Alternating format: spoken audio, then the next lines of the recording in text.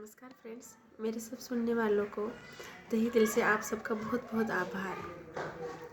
मुझे बहुत ही अच्छा लगा और अच्छा लगता है कि आप इतना कीमती समय निकाल कर मुझे सुनते हो। मैं जानती हूँ कि मोबाइल पर ये एक इंटरनेट की दुनिया एक बहुत ही अच्छा प्लेटफॉर्म है। एक दूसरे के साथ जुड़ने का, एक दूसरे के विचारों का आदान प्रदान करने का एक बहुत ही अच्छा जरिया है। इससे हर कोई अच्छाई पॉजिटिविटी ले सकता है। अगर कुछ करना चाहता है तो ये बहुत ही अच्छा माध्यम है। अब मुझे देख लीजिए, मतलब मेरा हमेशा से एक सपना है कि मैं एक उच्च श्रेणी का एक अच्छी सोसाइटी देखना चाहती हूँ, जहाँ पर एक दूसरे की मदद करें, लोग एक दूसरे की भावनाओं की कदर करें, जहाँ पर पॉजिटिविटी हो, जहाँ कोई मतलब डरे नहीं, और एक साफ़ सुथरी कॉलोनी हो जहाँ विचार भी उनके बहुत अच्छे हो। और ये इस तरह की सोच है। तो ये मुझे ये इंटरनेट की दुनिया एक बहुत अच्छा प्लेटफॉर्म मिला है, जिसकी वजह से मैं आप लोगों से बात कर पाती हूँ। चाहे मुझे कोई सुने, चाहे मुझे कोई सब्सक्राइब करे या नहीं करे, बट मैं तो आप सबसे बात कर सकती हूँ ना। अगर 10 जने भी मुझे सुनते हैं और उनमें से एक के जीवन में भी अगर अच्छा बदलाव आए, तो मेरे लिए ये बहुत ही सौभाग्य की बात होगी। तो फ्रेंड्स, मैं ना आप लोगों से एक छोटी सी बात शेयर करना चाहती हूँ कि मैं ना हमेशा डायरी लिखने का मुझे बहुत शौक़ है, और मैंने कई सारी 2-3 डायरियाँ लिखी भी है। तो आज मैं अपनी डायरी का छोटा सा अंश आपके साथ शेयर करना चाहती हूँ। अगर आपको अच्छा लगे तो मुझे कमेंट करके बोल सकते हो, ताकि मैं आपको अपनी डायरी के और भी अंश सुनाऊँ। ओके। मैंने ये जो डायरी लिखी है एक कहानी के रूप में लिखा है, तो आप इसे सुनिए। एक बार देवताओं की सभा चल रही थी, और उस सभा में देवी देवता, ऋषि मुनि, ज्ञानी महाज्ञानी सब बैठे हुए थे, क्योंकि इस सभा का आयोजन संसार के रचयिता ने जो किया था। और उस सभा का मुख्य उद्देश्य था कि मनुष्य के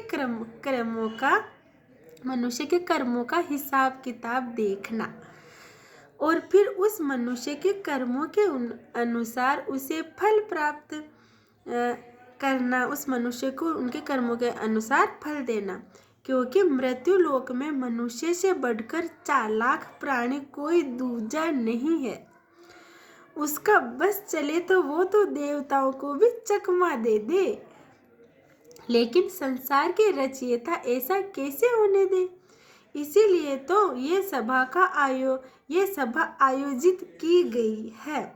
सभी देवी देवता, ऋषि मुनियों, यश गंधर्व, ज्ञानी महाज्ञानियों से परामर्श लेकर निर्णय करें, और किसी भी मृत्यु लोक के वासियों के साथ नाइंसाफी नहीं हो, और सभी जीव जंतुओं एवं मनुष्यों के साथ नाइंसाफी नहीं हो। सभा में विराजमान उन सभी से जब मनुष्य के कर्मों के बारे में पूछकर उनको उनके अनुसार फल देने के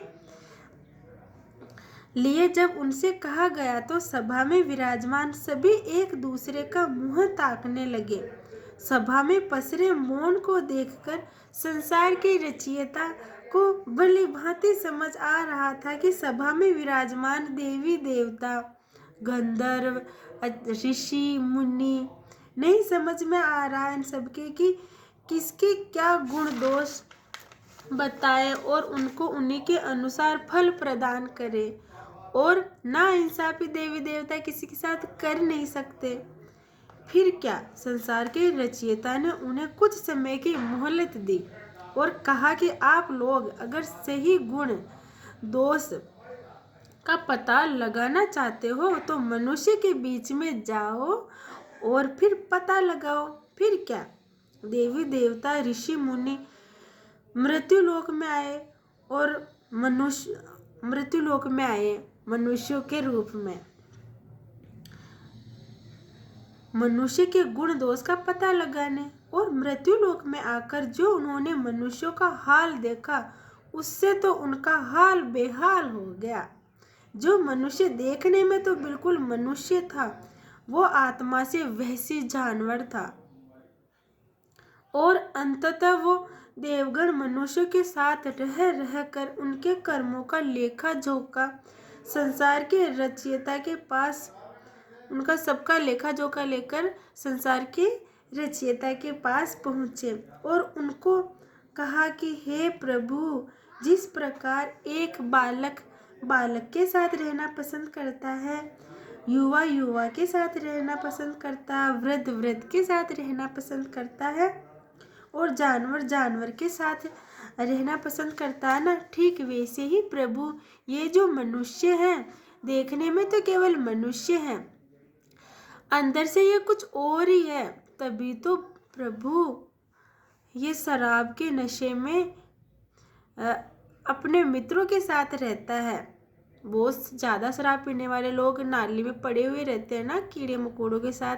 तो इसी के लिए मैंने बताया है कि नाली में पड़े हुए कीड़े मकोड़ों के साथ रहते हैं। तो अगली बार प्रभु आप इसे कीड़ा ही बनाइएगा। जो लोग शराब पीकर नाली में पड़े रहते हैं ना कीड़े मकोड़ों के साथ, तो उन देवी देवताओं ने बोला कि अगले जन्म में आप इसे कीड़ा ही बनाइएगा। और यह और भी उन्होंने लेखा जोखा दिया है। और यह प्रभु जिसके पास तो खूब धन है, कुछ धनवान लोगों के मतलब धनवान लोगों के बारे में बोला कि इनके पास तो खूब धन है, लेकिन इन धनवानों के पास परोपकार की भावनाएं बिल्कुल भी नहीं है, बल्कि इसे तो अपने धन पर बहुत घमंड है। प्रभु तो इसे तो आप अगली बार अत्यंत निर्धनी बनाइएगा प्रभु, ताकि यह गरीबी को महसूस करे। और यह मनुष्य प्रभु, इसमें न आदर्श है न ही दया, यह तो केवल अपने सुख के लिए दूसरों को अत्यंत पीड़ा देता है। हे प्रभु, जो कर्म ये मनुष्य कर रहा है, ऐसा तो कोई जानवर भी नहीं करता। इसे तो केवल राक्षस रूप ही प्रदान किया जाए प्रभु। और यह मनुष्य प्रभु गरीब होते हुए भी अपने भीतर दया रखता है, दूसरों के दुख दर्द को समझता है, अर्थात अपने भीतर परोपकार की भावना रखता है और अपने सामर्थ्य अनुसार दूसरों के सुख दुख का कारण भी बनता है। तो इसे उच्च पद प्राप्त करे प्रभु, और अगले जन्म में इसे राजभोग प्रदान करे हे प्रभु। तो इसी तरह देवी देवता मनुष्य के गुण दोष का लेखा जोखा बताते गए और संसार के रचनाकार उन्हें उनके कर्मों अनुसार फल देते गए, और इसी तरह यह प्रक्रिया हमेशा के लिए सुचारू कर दी गई। इसीलिए तो मैं कहती हूँ हमारे बीच देवी देवताएं रहते हैं, तो आप सब लोग सुकर्म करिए और उसका फल पाइए। तो ये मैंने एक कहानी के माध्यम से लिखा है। तो आपको अगर ये अच्छा लगे तो कमेंट बॉक्स में कमेंट अवश्य कीजिए। ओके।